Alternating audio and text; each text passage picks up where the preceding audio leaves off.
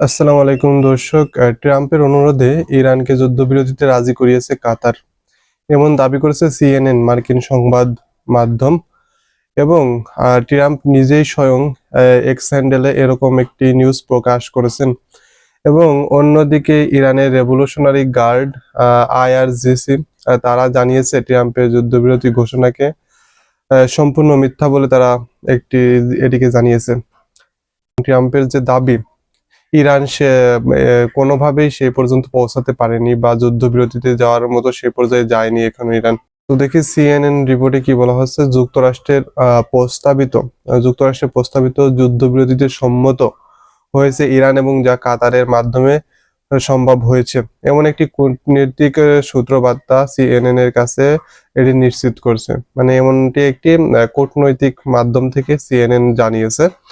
এবং সূত্রটি জানায় কাতারে অবস্থিত মার্কিন সেনাঘাঁটিতে ইরানে হামলার পর প্রেসিডেন্ট ডোনাল্ড ট্রাম্প কাতারের আমির শেখ মোহাম্মদ আব্দুর রহমান বিন জাসিম আল খামিকে অনুরোধ করেন যে তিনি যেন ইরানের সঙ্গে যুদ্ধবিরতির জন্য যায় বা মধ্যস্থতা করেন।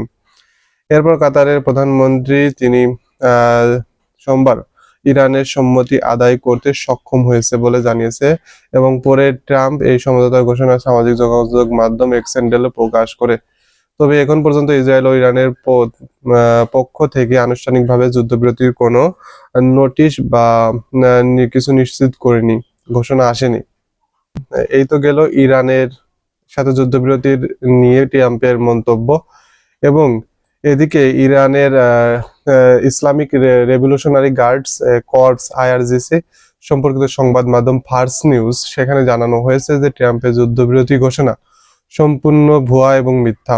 একটি নাম প্রকাশে অনিচ্ছুক ফার্স নিউজ, এবং সে ফার্স নিউজ বলছে যে ইরান এখন পর্যন্ত অনানুষ্ঠানিকভাবে কোনোভাবেই তারা এইরকম যুদ্ধবিরতির প্রস্তাব পায়নি। কয়েক ঘন্টার মধ্যে একটি জবাব দিয়ে ইসরায়েলকে মিথ্যা দাবি সম্পর্কে স্পষ্টভাবে জানানো হবে দাবি আইআরজিসির।